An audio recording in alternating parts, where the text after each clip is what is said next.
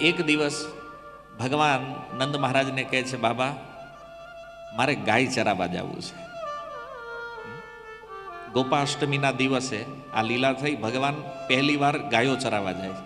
પણ જો એમાં એક સિસ્ટમ હોય કે નાનું બાળક હોય ને, જ્યારે 3 વર્ષનો થાય તો એને ગાય ન આપે, એને પહેલા વાછરડા ચરાવવા મોકલે. પછી જ્યારે થોડાક મોટા થાય પછી એને ગાય ચરાવવા આપે. તો ભગવાને જ્યારે બહુ જીદ કરી, યશોદાજી નહોતા ચાહતા કે કૃષ્ણ વાછરડા ચરાવવા જાય, તો ભગવાન કૃષ્ણ કહેતા, મૈયા તને એવું ગમશે, લોકો મને કહે જોવો નંદ મહારાજનો પુત્ર કેવો બેકાર છે, આની પાસે કાંઈ ધંધો નથી, કાંઈ કામ નથી. નંદ મહારાજનો પુત્ર છે તો આને ગાયો ચરાવતા આવડતું નથી. એ મૈયા તું મારી આવી વાતો સાંભળી શકીશ? યશોદા કે જેને જે કહેવું એ કે, પણ તારે જવાનું નથી. કારણ કે યશોદાજીને બીક હતી, જંગલમાં કાંટા હોય, પથ્થર હોય, અને જો કૃષ્ણ ચાલશે તો એના પગમાં કેટલી પીડા થશે. વિચારીને યશોદાજીનું હૃદય કંપાયમાન થયું છે કે આને તો મોકલવાનું થતો નથી. અને કૃષ્ણ બેઠા બેઠા વિચાર કરે. વારી ઘડીએ યશોદાજીને કહે છે, બધાને આવડશે, મને નહીં આવડે. પછી હું કેમ ઘર ચલાવીશ, હું કેવી રીતે રહીશ? અને એવા એવા તર્ક જ્યારે આપ્યા, કૃષ્ણને થયું મૈયા તો નહીં માને, હવે બાબા આગળ કંઈક રજૂઆત કરીએ. નંદ મહારાજને કીધું, પિતાજી મારે વાછરડા ચરાવવા જવું છે. તો નંદ મહારાજે એક ભવ્ય ઉત્સવ કર્યો, ગાયોનું પૂજન કરવામાં આવ્યું, અને જે એની વિધિઓ હતી એ બધી કરી. અને ભગવાન કૃષ્ણને કીધું કે બલરામજીની હારે જવાનું છે. બલરામ મોટા હતા એટલે એ વાછરડા ચરાવવા જતા, અને બલરામજીને કીધું જો આનું ધ્યાન રાખવાનું. પણ એ દિવસે યશોદાજીની સ્થિતિ જોવા જેવી હતી. હૃદયમાં એટલું દુઃખ છે, આંખોથી અશ્રુની ધારા વહે છે, પણ હવે કૃષ્ણને રોકાય એમય નથી, કૃષ્ણ માને એમય નથી. તો આ રીતે ભગવાનની આ વાછરડા ચરાવવાની લીલા પ્રારંભ થઈ. સુખદેવજી કહે છે કે ભગવાન કૃષ્ણ આજ એટલા પ્રસન્ન હતા, કારણ કે આટલા સમય આજ પોતાની ઈચ્છા, પોતાની ડિમાન્ડ પૂરી થઈ છે. આપણે અનુભવ કરી શકીએ કે આપણે જ્યારે નાના હતા, સાયકલ લેવી હતી આપણે, અને પિતાજી આગળ આપણે ડિમાન્ડ કરતા હતા. અને દિવસો યાદ કરો જ્યારે એ સાયકલ આવે ઘરે, એ આનંદ કેટલો દિવ્ય હતો. એમ ભગવાન કૃષ્ણ તો આજ બધા પ્લાનિંગ, વનમાં જાશું, આ કરશું ને બધું વિચારતા વિચારતા મિત્રોની સાથે ભગવાનજીને ખાલી 3 વર્ષની ઉંમર છે, વાછરડા ચરાવવા માટે ગયા. અને પોતાના બાળ મિત્રો સાથે ખૂબ સુંદર રમતો રમે, યમુના જળમાં સ્નાન કરે, અને આ રીતે ભગવાન દિવ્ય આનંદનો અનુભવ કરી રહ્યા છે, અને પોતાના ગોપ સખાઓને આ આનંદ કરાવી રહ્યા છે. પણ બ્રજમાં યશોદા અને જે ગોપીઓ છે ને, આને તો એમ લાગ્યું કે આ એક દિવસ સવારથી સાંજનો જે સમય છે ને, યુગાયિતમ નિમિષેણ,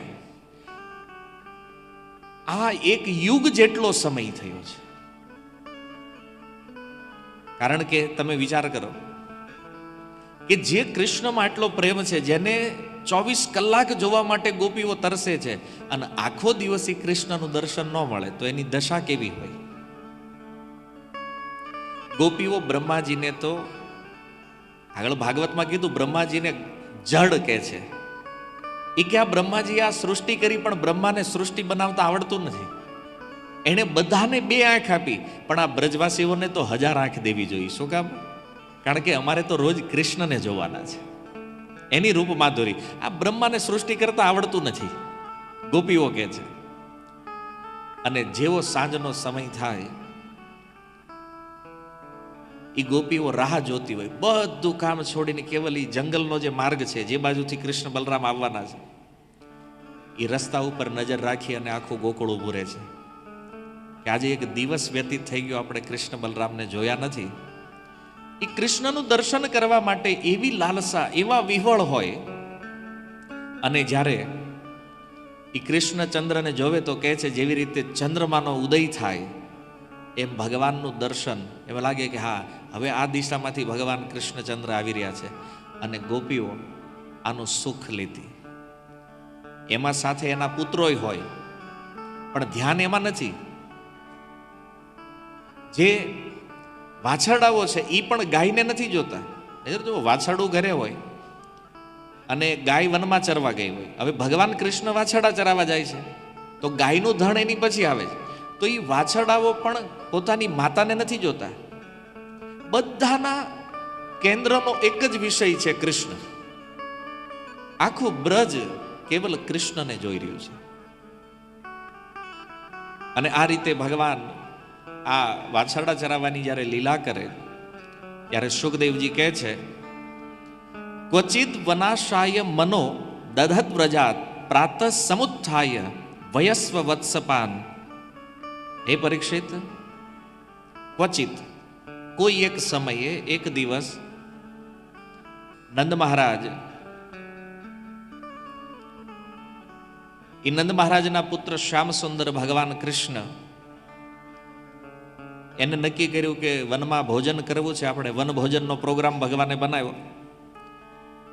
અને ભગવાન હારે એક ઓલું રાખતા શિંગડા જેવું એક આવે વાદ્ય, એ વગાડે એટલે બધા જેટલા ગોપ સખા હોય એને ખબર પડી જાય કે હાલો હવે કૃષ્ણ મીટિંગ બોલાવી રહ્યા છે. તો હવારમાં એ વગાડ્યું અને બધા ગોપ બાળકોને જગાડીને કીધું કે આજે વન ભોજનનો પ્રોગ્રામ છે આપણો. આમ રોજ ભોજન તો કરતા જ હારે, પણ કે આજે વન ભોજનનો પ્રોગ્રામ છે. અને હજારો ઈ પ્રેમી બાળકો ભગવાન કૃષ્ણ સાથે વાછરડાઓ લઈને નીકળ્યા, વનમાં ગયા. એક બાજુ વાછરડાઓને ચરતા મૂક્યા અને આ બાજુ ભગવાન પોતાના મિત્રો સાથે ભોજન કરવા માટે બેઠા. અને ભોજન લીલા પણ અદ્ભુત છે. સેન્ટરમાં કૃષ્ણ બેસે, પછી ગોપ સખાઓનું એક રાઉન્ડ બને, પછી એની ફરતું બીજું રાઉન્ડ, એની ફરતે ત્રીજું રાઉન્ડ, કારણ કે હજારો સખાઓ છે. અને જે પોતાના ઘરેથી જે લાવ્યા હોય બધાની ઈચ્છા હોય કે હું કૃષ્ણને આપવું, એને ખવડાવવું. પણ હવે કૃષ્ણ એક તો પોતાના સખાની ઈચ્છા જોઈ કે બધા મને પોતાનો પ્રસાદ આપવા માગે છે, તો એણે શું કર્યું, ભગવાને જેટલા ગોપ સખા હતા ને એટલા રૂપ બનાવી લીધા.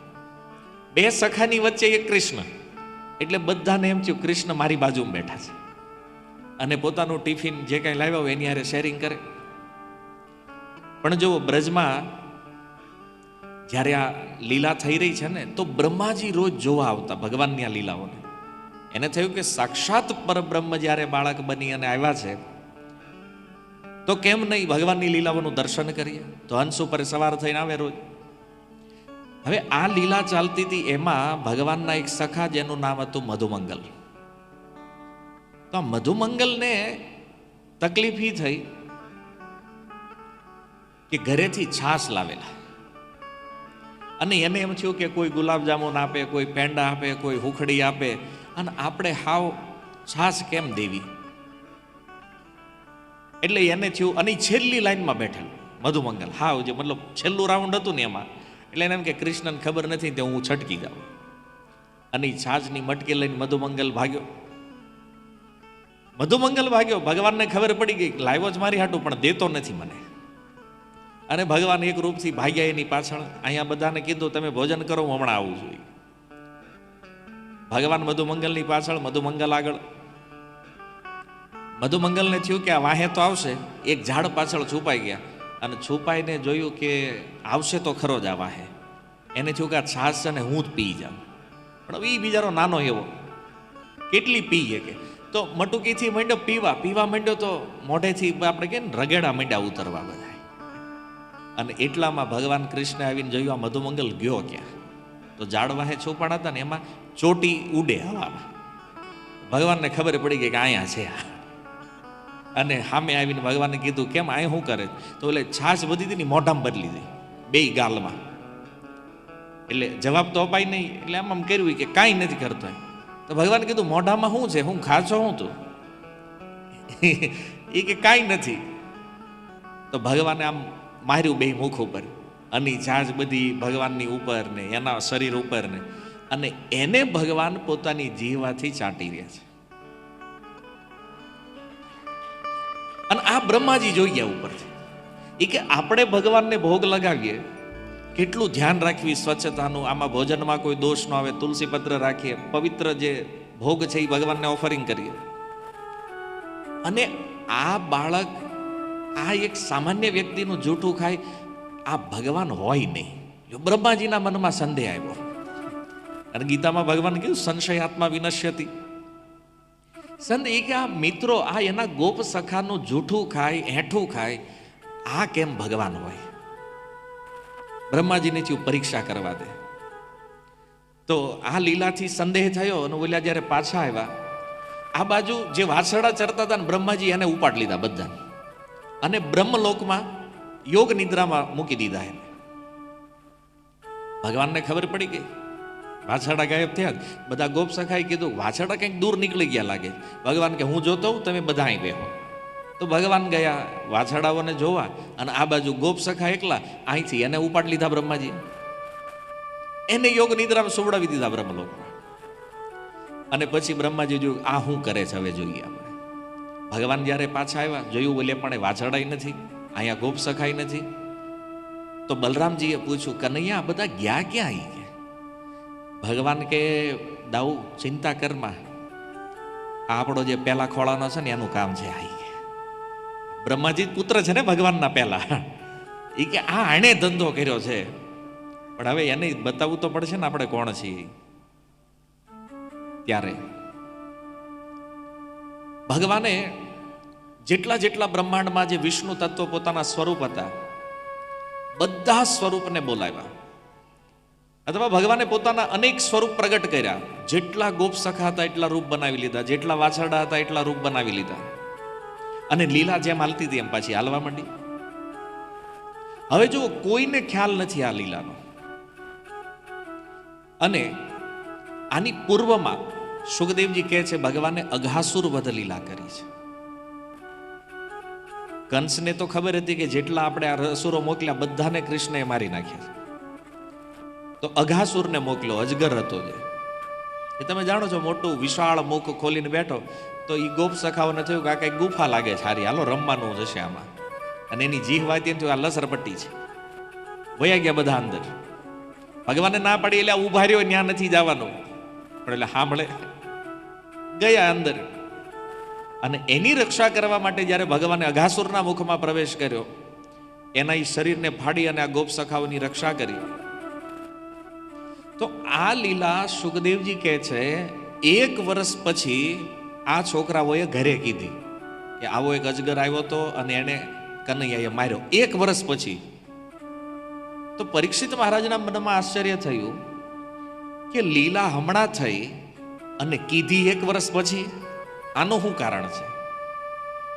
ત્યારે સુખદેવજી આ બ્રહ્મ વિમોહન લીલા કહે છે કે બ્રહ્માજી આ રીતે જ્યારે વાછરડા અને ગોપ બાળકોની ચોરી કરી, ભગવાને પોતાના રૂપ બનાવી લીધા બધા, અને એ રૂપથી શું થયું, બલરામજીને થોડો થોડો ડાઉટ ગયો આમાં. કારણ કે જ્યારે ગોચારણ કરીને પાછા આવે ને તો આખા વ્રજનું કેન્દ્ર ભગવાન કૃષ્ણ હોય. પણ હવે શું થયું, કૃષ્ણ બાજુ નજર નથી કોઈની.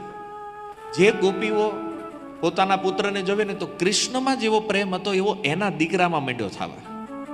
કારણ કે ગોપીઓને ખબર નહોતી કે આ સાક્ષાત કૃષ્ણ છે. ઓલા વાછરડા તે ગાયોમાં અને ગાય વાછરડામાં પહેલા બધાનું કેન્દ્ર બિંદુ કૃષ્ણ હતું, અને હવે બધા પોતપોતાના સંતાનોમાં પોતાની માતાઓમાં પ્રેમ માંડ્યા કરવા. અને કૃષ્ણ તો એકલા એકલા હાલ્યા. બલરામજીએ એક દી પૂછ્યું જ્યારે કનૈયાને, હે કૃષ્ણ આ બધું શું છે? હવે જોવી છે કે તારી બાજુ કોઈની નજર નથી, આ બધા પોતપોતાના પુત્રોમાં, ગાયો એના વાછરડામાં, બધાને ન્યા કેમ પ્રેમ થઈ ગયો? ત્યારે ભગવાને કીધું કે દાઉ આ ઓલા આપણા પેલા ખોળાવાળાએ જે કર્યું છે, તો આ જેટલા પણ રૂપ છે ને એ બધા મારા રૂપ છે. હું જ છું આ વાછરડા અને ગોપસખાના રૂપમાં, અને એટલા માટે આ લોકોનો પ્રેમ છે મારી અંદર. અને બીજું, ગર્ગાચાર્યને ખબર પડી ગઈ કે બ્રજમાં અત્યારે જેટલા વાછરડા છે ને જેટલા ગોપસખા છે ને આ બધા કૃષ્ણના રૂપ છે. તો ગર્ગાચાર્યજી બ્રજમાં આવ્યા, અને ગર્ગાચાર્યજી આવીને કીધું કે તમારી જે પણ કન્યાઓ છે આ બધાના વિવાહ કરી દો અત્યારે ને અત્યારે, જે કુંવારા હોય બધાના લગ્ન કરી દો. પણ ઓલે કીધું અમારી દીકરી તો નાની છે, નાની હોય તોય પણ આવી દો. ગર્ગાચાર્યજી કે આવો યોગ ફરીને મળવાનો નથી. કેમ? કારણ કે એ તો જાણતા હતા આ કૃષ્ણ છે. તો એ જેટલી પણ બ્રજની કન્યાઓ છે આ બધાના વિવાહ કોની હારે થઈ ગયા? કૃષ્ણ સાથે. ભલે ગોપ સખાના રૂપમાં હતા, પણ વાસ્તવમાં તો એ ભગવાન છે ને. તો ગર્ગાચાર્યજીએ બધાના વિવાહ કરાવી દીધા. અને આ રીતે આ બ્રહ્માજીના સમયથી જ્યારે જોવી તો 1 વર્ષનો સમય વયો ગયો. કારણ કે બ્રહ્માજી સત્યલોકમાં છે અને આપણા સમયમાં સમયની સાપેક્ષતાનું અંતર છે. તો 1 વર્ષનો સમય નીકળી ગયો આમાં. પછી બ્રહ્માજીને ખબર પડી કે આ લોકોને તો હું અહીં લઈ આવ્યો છું, હવે જોવી નીચે શું કરે છે આપણા. તો બ્રહ્માજીને 4 મોઢા છે. એક મુખથી બ્રહ્મલોકમાં જોયું, એક મુખેથી બ્રજમાં આવીને જોયું, તો લીલા પહેલાની જેમ જ હાલે છે. બ્રહ્માજીને થયું કે આવડાની ચોરી મેં કરી છે તો એ લીલા કેમ પાછી આમનામ હાલે છે. બ્રહ્મલોકમાં જઈને જોવે ન્યાય ગોપ સખા વાછડા, અહીંયા આવીને જોવે તો અહીંયા છે. અને ત્યારે બ્રહ્માજીને સમજાણું કે જેને હું 5 વર્ષનો બાળક માનું છું, આ બીજું કોઈ નહીં, આ આદિ પુરુષ ગોવિંદ નારાયણ ભગવાન છે. અને બ્રહ્માજી આવ્યા અને બ્રહ્માજીના તો 4 માથા છે. આમ આળોડતા આળોડતા ભગવાનને દંડવત કરે. ચારેય માથા ચરણમાં ડાળીને કહે છે, પ્રભુ ક્ષમા કરી દો મને. મને લાગ્યું કે તમે નાના એવા બાળક છો, હું તમને ઓળખે. ભગવાન કે પણ તમે મારી હું કેમ ક્ષમા માગો છો? તમે આવડા મોટા બ્રહ્મા, હું નાનો એવો બાળક. બ્રહ્માજી કેવું મને ખબર પડી ગઈ, પ્રભુ તમે હવે આ બધું હંકેલી લ્યો, તમારી જે માયા છે. અને ભગવાને એ ગોપ સખા અને વાછડાઓના રૂપમાં એ જેટલા રૂપ હતા ને બધા વિષ્ણુ તત્વનું દર્શન કરાવ્યું એમને. અને ત્યારે બ્રહ્માજીએ જે પ્રાર્થના કરી ભગવાનને, એ બ્રહ્મ સંહિતા છે. અને એમાં બ્રહ્માજી ક્ષમા પ્રાર્થના કરતા ભગવાનનું ગુણગાન કરે છે. ગોવિંદમ આદિ પુરુષમ તમ અહમ ભજામિ. બ્રહ્માજી ત્યાર પછી ત્યાંથી વિદાય લે. અને આ બાજુ બલરામજીએ જ્યારે આ જિજ્ઞાસા કરી ત્યારે આ રહસ્ય ભગવાને પ્રગટ કર્યું. અને પછી તો ઓલા મૂળ જે હતા એ તો આપી ગયા બ્રહ્માજી બધાને. અને ઈવડાઈ જ્યારે ઘરે આવ્યા ને એને એમ થયું ઠીક આપણે હવારે ગયા હતા ને સાંજે પાછા આવ્યા. એટલે ઓલી અઘાસુર વધની જે લીલા હતી ને એ પછી ઘરે આવીને કીધી કે આજ કનૈયાએ એક બહુ મોટા અજગરનો વધ કર્યો છે. આમાં 1 વર્ષ લાગી ગયું વચમાં. તો આ રીતે સુંદર બ્રહ્મ વિમોહન લીલા થઈ. ભાગવતના પ્રારંભમાં શ્રી વ્યાસદેવ કહે છે કે જો બ્રહ્માજી જેવા દેવતાઓ પણ ભગવાનની લીલાઓમાં મોહિત થઈ જાય છે. મોહયંતી યત સૂરય. તો દેવતાઓ જો મોહિત થઈ જતા હોય તો સામાન્ય મનુષ્યોને ભગવાનની લીલાઓમાં સંદેહ થાય આ કોઈ બહુ મોટી વાત નથી. રામાયણની અંદર પણ જો ભગવાન શિવના પત્ની છે સતી, અને છતાં થયું શું? ભગવાન રામ જ્યારે ત્રેતાયુગમાં વનવાસ લીલા કરી રહ્યા હતા અને ભગવાન શિવ અને માતા સતી બે કુંભજ ઋષિને ત્યાં કથા સાંભળીને આવતા હતા. હવે જો આમાં એક વસ્તુ એ પણ વિચારવા જેવી છે કે કથામાં હોવાથી લોસ શું થાય. મેં તમને ફાયદો પહેલા કીધો, પણ નુકસાની શું છે? કુંભજ ઋષિ પાસે જ્યારે કથા સાંભળવા ગયા ને તે સતી હુઈ ગયા કથા. અને બરાબર એ સમયે વનવાસ લીલાનું વર્ણન થયું તો એ તો એને સાંભળી નહીં. અને જ્યારે રિટર્ન આવતા હતા ને તો શિવજીએ દૂરથી ભગવાન રામ અને લક્ષ્મણને પ્રણામ કર્યા. નંદીને ઉભા રાખી નીચે ઉતરી પ્રણામ કરે. તો માતા સતીએ પૂછ્યું અહીં કોને પ્રણામ કરો છો? એ કે ઓલા સામે બે રાજકુમાર જે દેખાય છે ને વનવાસીના વેશમાં, જેની કથા સાંભળીને આવ્યા છે ને એ જ છે આ પરબ્રહ્મ. અને સતીએ જોયું એ કે આ પરબ્રહ્મ છે. કેમ? કારણ કે ત્યારે સીતાજીનું હરણ થઈ ગયેલું અને ભગવાન રામ સીતાજીના વિયોગમાં રડે. અને સીતાજીના વિયોગમાં રડતા રડતા ભગવાન રામ ઝાડવાને પૂછે કે તમે મારી પત્નીને જોઈ? હરણને પૂછે. હવે આ તો એક આશ્ચર્ય છે ને કે ભગવાન છે તો એને ખબર નથી કે એને ઘરવાળીને કોણ લઈ ગયું છે. આ ઘણા લોકો તર્ક કરે છે. રામાયણમાં આ પ્રસંગ જ્યારે સાંભળે તો જેની બુદ્ધિ વિપરીત છે આનો પ્રશ્ન આવે કે જો એ ભગવાન હોય તો એને નથી ખબર એને ઘરવાળીને કોણ લઈ ગયું. તો એ કે એની ઘરવાળી નો હાજવે કે આપણી શું હાજવાઈ.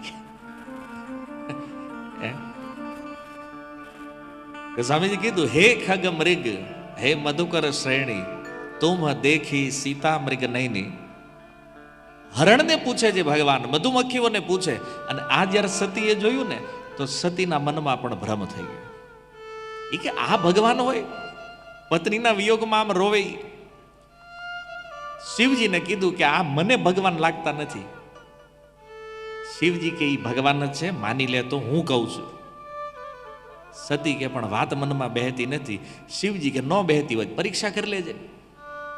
શિવજી કે હું અહીં બેઠો છું ઝાડ નીચે સમાધિમાં ભજન કરું, તું પરીક્ષા કરી.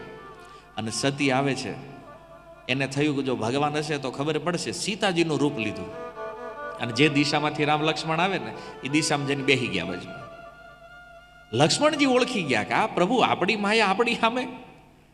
ભગવાન કે હમણાં ખબર પડે, તું ઘડીક શાંતિ રાખી.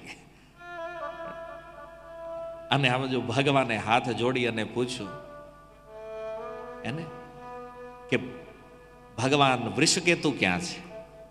એટલે શિવજી ક્યાં છે? તમે એકલા કેમ અહીં આટા મારો જંગલમાં? અને સતીને થયું આપણી ચોરી પકડાઈ ગઈ છે. અને પછી તો આમ ભાગવા જાય તો ઈ બાજુથી સીતા, રામ, લક્ષ્મણ, હનુમાન, આખો રામ દરબાર. આ દિશામાં ભાગે તો એણપાથી આખો રામ દરબાર. એણપા સતી વિચાર કરે વિયોગ છે ક્યાં ને? સીતાજી તો હારે છે એની. અને ત્યારે સતીને સમજાણું ખોટી જગ્યાએ પરીક્ષા થઈ ગઈ. અને પછી તો પાછા આવ્યા. આવી અને ભગવાન શિવને કહે છે હાલો હવે ઘરે. શિવજી કે ગઈ તી એકદમ સ્પીડમાં, આવી ત્યારે હાવ ઢીલી. આમાં કંઈક છે ખરું નક્કી. અને ધ્યાન દ્વારા જોયું, ભગવાન શિવ જોવે આણે માતા સીતાનું રૂપ લીધું છે. અને એ જ ક્ષણે એનો ત્યાગ કરી દીધો ભગવાન, કે આની હારે હવે પત્નીના રૂપમાં તો રહેવાય નહીં. અને પછી ભગવાન શિવ કૈલાસ લઈને આવ્યા ને એના દુઃખને દૂર કરવા એણે કથા સંભળાવી. અને દક્ષના યજ્ઞમાં સતીને મરવું પડ્યું, જ્યાં ભગવાનનો અપરાધ કર્યો એણે. પણ આ અપરાધ ભગવાનનો થયો શું કામ? ઊંઘ સુઈ ગયા, સુખે નિદ્રા ગયેલા, બંગલા ભાષામાં કહે. તો કથામાં સુવાનો એક આ લોસ પણ છે, તત્વ મિસ થઈ જાય. અને પછી સંદેહ રહે, કેવલ સંશય રહે. તો જો ભગવાન શિવના પત્ની હોવા છતાં ભગવાનની લીલામાં સંદેહ, જગતના પ્રથમ જીવ હોવા છતાં બ્રહ્માજીને સંદેહ, તો વિચાર કરો કે સામાન્ય માણસ ભગવાનની લીલાઓને કેવી રીતે સમજી શકે? જ્યાં સુધી કોઈ ભગવદ ભક્ત, કોઈ વૈષ્ણવથી જ્યાં સુધી કથા શ્રવણ ન કરીએ ને ત્યાં સુધી આનો કોઈ લાભ ન મળે. પદ્મપુરાણમાં એક શ્લોક છે, અવૈષ્ણવ મુખોદગીર્ણમ પુતમ હરિકથામૃતમ શૃણવન નૈવહિ કર્તવ્યમ સર્પ ઉચ્છિષ્ટ યથાપય. અવૈષ્ણવ, જે ભગવાનના ભક્ત ન હોય, આના મુખેથી ક્યારેય કથા સાંભળવી જોઈએ નહીં. શું કામ? માની લો કોઈ વ્યક્તિ કે ભાઈ કથા તો કથા છે, ગમે એની પાસે સાંભળવી, શું ફરક પડે? પણ પદ્મપુરાણ કહે છે અવૈષ્ણવ મુખોદગીર્ણમ પુતમ હરિકથામૃતમ, ભગવાનની કથા અમૃત છે. અને જો અભક્તના મુખેથી સાંભળો તો રિઝલ્ટ શું આવે છે? કે છે શૃણવન નૈવહિ કર્તવ્યમ, ન જ સાંભળવી જોઈએ. સર્પ ઉચ્છિષ્ટ યથાપય, જેમ સાપ કોઈ દૂધને બોટી જાય અને જે દૂધ શરીરનું પોષણ કરવા વાળું છે એ જ શરીરને મારવા વાળું બની જાય, એમ કથા પરમ પવિત્ર છે. પણ ભગવાનના ભક્ત ન હોય આવા વ્યક્તિના મુખેથી જો મળે ને તો આ કથા પણ આપણું અહિત કરવા વાળી બની જાય છે. અહિત તો ન કરે માની લો, પણ આપણું હિત પણ કરી શકતી નથી. તો કુંભજ ઋષિ જેવા મહાન વ્યક્તિ જેની પાસેથી ભગવાન શિવ કથા સાંભળે છે, અન્યા સતી હોઈ ગયા. એને શું કહે આ જંગલમાં રે, મારા ઘરવાળાને પ્રણામ કરે, એ હું કથા સાંભળાવે? કારણ કે શિવજી જેવાને ગયા ને. તો કુંભજ ઋષિએ શિવજીનું સ્વાગત કર્યું, એને પ્રણામ કર્યા, કારણ કે શિવજી તો મહાદેવ છે ભાઈ. તો સતીના મનમાં ત્યારથી ડાઉટ આવી ગયો કે જે વક્તા શ્રોતાની પૂજા કરતા હોય, હવે એની પાસે હું સાંભળવું આપણે? તો એમ કરીને હોઈ ગયા. અને આ સંશયના કારણે કેટલો મોટો લોસ થયો. જો વાસ્તવમાં બ્રહ્માજી, શિવજી કે સતી આ ખૂબ મહાન વ્યક્તિઓ છે. આ લોકોમાં એવું નથી કે એ ભગવાનની લીલાઓને સમજતા નથી, ભગવાનને જાણતા નથી. પણ આટલા ઉચ્ચ સ્થાને રહેવા છતાં ક્યારેક ક્યારેક સંદેહ થઈ જાય. ભગવાનની લીલાઓને દરરોજ બ્રજમાં જોતા બ્રહ્માજી, છતાં પણ એ ભગવાનમાં સંદેહ થયો છે બ્રહ્માજીને. તો આપણને થાય, પણ મૂળ વાત એ છે કે જો ભગવાનના ભક્ત કોઈ યોગ્ય ગુરુથી જ્યારે આ કથાઓ સાંભળીએ ને આપણે, ત્યારે એ ગુરુ શું કરે છે? આપણા સંશયને દૂર કરે છે, આપણા મોહને દૂર કરે છે. અને એટલા માટે ગમે ત્યાં કથાઓ સાંભળવી એ કર્તવ્ય નથી. પદ્મપુરાણ કહે છે શૃણવન નૈવહિ કર્તવ્યમ. કથા સાંભળવા હોય તો વક્તાનું પહેલું લક્ષણ છે એ ભગવાનનો ભક્ત હોવો જોઈએ. કારણ ગીતામાં ભગવાન કહે છે, આ એની વાત છે કે અર્જુન, જ્ઞાની, યોગી, કર્મી આ કોઈ મને નથી જાણી શકતા. તો અર્જુને પૂછ્યું, કોણ જાણે છે પ્રભુ તમને? કહે છે ભક્ત્યા મામ અભિજાનાતિ, જે મારા ભક્ત છે ને એ મને જાણે છે. અને એટલા માટે ભાગવતના એકાદશ સ્કંદના 14મા અધ્યાયમાં ભગવાન ઉદ્ધવજીને કહે છે, ઉદ્ધવ, સૃષ્ટિના પ્રથમ જીવ હોવા છતાં એ બ્રહ્મા મને એટલા પ્રિય નથી, ન ભવ શિવજી પણ મને એટલા પ્રિય નથી, અને સાક્ષાત લક્ષ્મી મારી પત્ની પણ મને એટલી પ્રિય નથી જેટલા પ્રિય મને મારા ભક્તો છે. મહેતા નરસિંહે કીધું, પ્રાણ થકી મને વૈષ્ણવ વાલા અહર્નિશ એને ગાવ. ભગવાન કહે છે મારા પ્રાણથી પણ વધારે કોઈ મને પ્રિય છે તો એ મારા ભક્તો છે. કારણ કે ભક્ત ભગવાનને જાણે છે. અને એવા ભક્ત, જો સુખદેવજી ભક્ત છે, એના મુખેથી પરીક્ષિત મહારાજ સાંભળી રહ્યા છે ને, તો એ સર્વ સંશયોનું છેદન કરી રહ્યા છે. તો આ રીતે આ બ્રહ્મ વિમોહન લીલા દ્વારા ભગવાને બ્રહ્માજીના મોહને, સંશયને દૂર કર્યો. બ્રહ્માજીને ભગવત તત્વનું જ્ઞાન થયું. પણ જો આ બધી લીલાઓ વાસ્તવમાં તો આપણા માટે છે. આપણો સંશય ભગવાનમાં દ્રઢ છે, તો આ સંશયને દૂર કેવલ કથા કરી શકે.